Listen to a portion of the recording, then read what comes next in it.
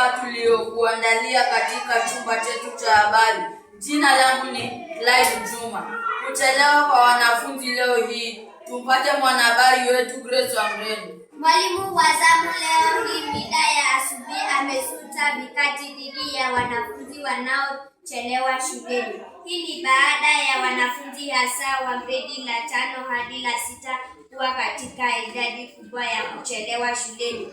Amewaomba wote wasirudie kosa hilo tena. Nikiripotia sauti ya Accurate, jina langu ni Grace Wamreni.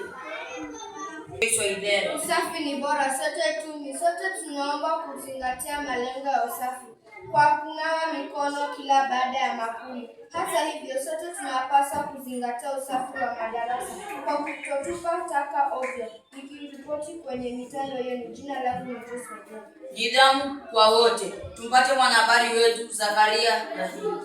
Walimu wa gredi la 6, 7 na la 8 wamesuta vikali habari za wanafunzi kuhusu ukosefu wa nidhamu na maadili mema darasani. Hata hivyo, wamewaonya vika wanaokosa nidhamu kwa kutoka nje madarasani ovyo. Kuanzia juma lijalo, wanafunzi wanaombwa kuwa watulivu darasani. Nikiripotia sauti ya Accurate, jina langu ni Zakaria Rahim. Mtihani kukamilika hii leo.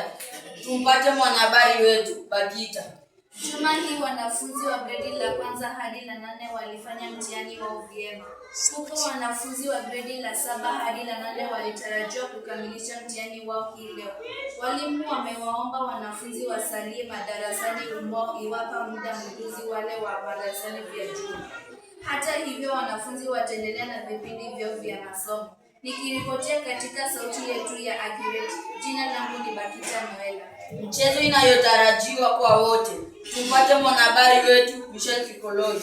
Taarifa kamili kuhusu siku ya mchezo ya jumla kwa wanafunzi inatarajiwa kuwa tarehe 27 mwezi huu wa 3, siku ya Ijumaa baada ya juma lijalo.